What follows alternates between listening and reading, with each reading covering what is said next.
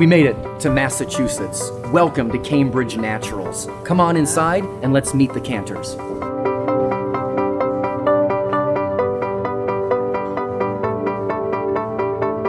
All right, Emily, this is a historically significant store. Everybody knows Cambridge, everybody knows your father, and now everybody knows you. But let's learn a little bit more. Take us behind the scenes. How did you join the CBD evolution?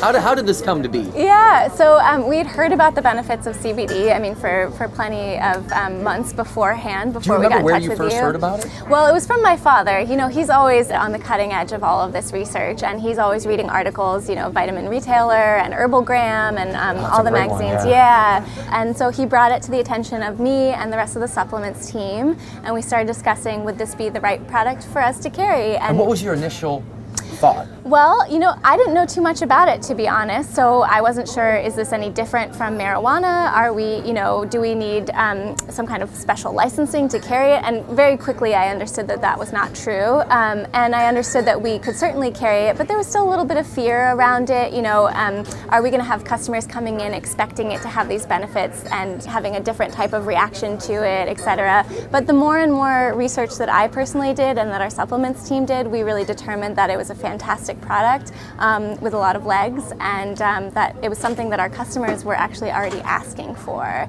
and that it was a very safe product as well, and we felt really confident that we could recommend it for a multitude of benefits that our customers were asking for products for. Right, so once we jump through those hoops, right, how consistently do they come back to repurchase the product? Yeah, well, I mean, it's selling like wildfire, and we've had very few returns. In fact, I think we've only had 2. In general, we have repeat customers for CBD products. We see the same customers over and over again coming back for them, so we know it's working for them. They're not going to spend the money if it doesn't work. And then the word of mouth. And the word of mouth, exactly. So this is like an old school, this is almost like revisiting the store in the early days. Right, exactly. It would only sell if it worked. Right, exactly. Yeah, a lot of people have heard about it from their friends or their parents, or their doctor even has recommended it to them. And so we do get a lot of word of mouth customers saying, I heard you guys carry CBD products, I have X, Y, and Z, or I'm dealing with X, Y, and Z, I want to purchase it from you. And so we show them the multitude of options and milligram dosages available, and then we walk them through what might be the best option for them to try.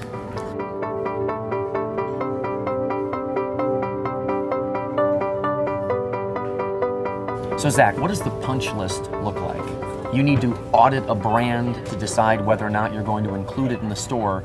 Tell us what that process looks like. We have a baseline application process. So we have a partner intake form, gather up all the logistical stuff, get that out of the way.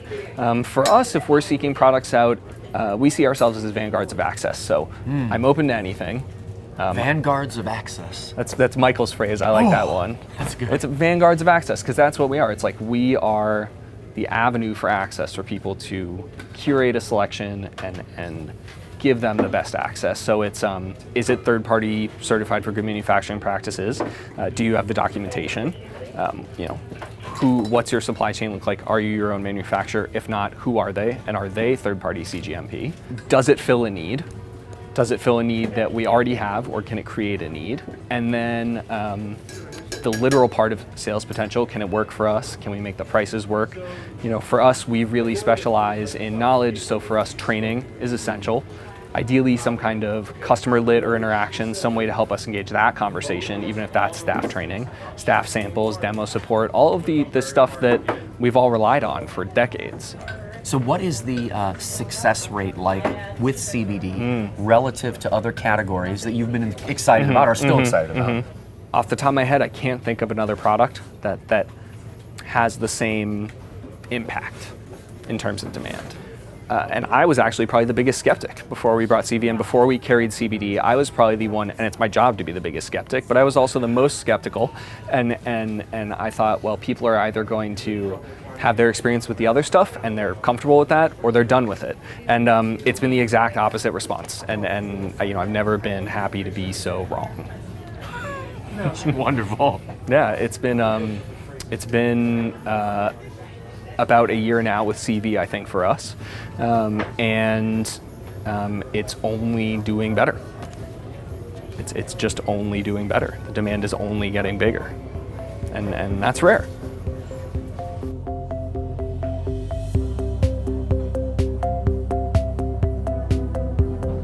I understand from your daughter and from a few other people here that you are the person that discovered CBD first in the Cambridge family. Can you tell us a little bit about that? Well, I've been hearing about it for a long time. I'm certainly a child of the 60s, so I am not unaware of the various implications of hemp and cannabis and all of that. And can't give you the exact time framework that I started stumbling on it, but I've been reading about it and seen articles in Herbalgram and other publications and mentioning it. And I thought, well, this is a product whose time has come, and the public will be receptive to it. The media will eventually get receptive to it. Even the politicians will likely get receptive to it. Certainly business is going to get receptive to it because there's a market there. If we can find a product that can be beneficial for people, that won't have negative side effects, that's who we are. I mean, and we're not just about the products. Frequently I'll talk someone out of buying a product if I don't think it's the right product. I mean, we're not here for the one-night stand relationship. We're here for the long-term relationship. That's beautifully said. Yeah. So you believe, I don't want to put words in your mouth, that regulators and politicians, they'll eventually get on board with it because it is effective and because there's also a market and it's serving society. What's interesting to me are the first few people that I ended up talking to who came into the store were not our stereotypical customers. They were carpenters and painters and people from all walks of life. And they had various aches and pains, and they were coming in and they had heard about it. And they were looking for it because I'm sure friends had said, have you tried CBD? They had never thought of coming into a store like ours. So the other exciting thing for us is that it's bringing in people who wouldn't otherwise frequent Now I'm hearing that all over the country. Yeah. And I just want to fact check this. Yes. Are you also then and your staff able to introduce them to probiotics and omega-3? And sure. It's an opportunity because our goal is not to find more products to sell them. I mean, let's be clear. We only survive if we do sell.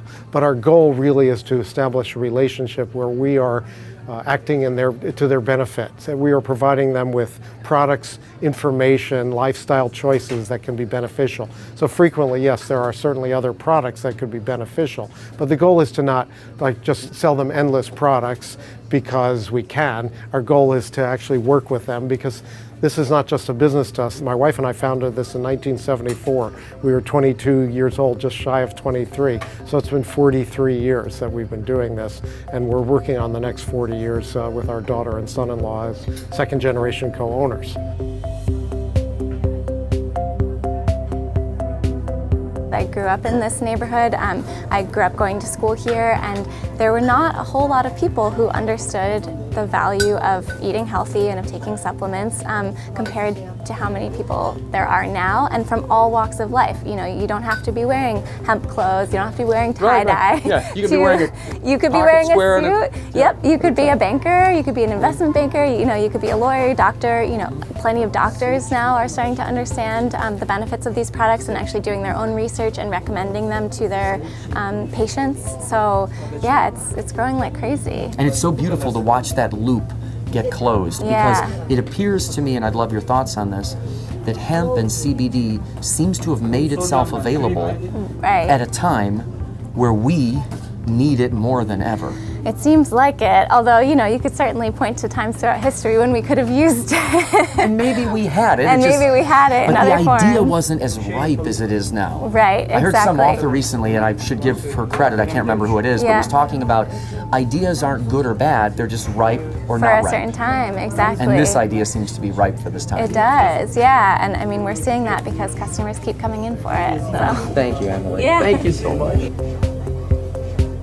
You need to make a trip to come out to Cambridge, Massachusetts to visit Cambridge Naturals. If you are demanding equality, if it's time for you to stand up and you want to see one of the best health food stores in the country, how they help people and how they help the community, you need to experience it yourself. Thank you.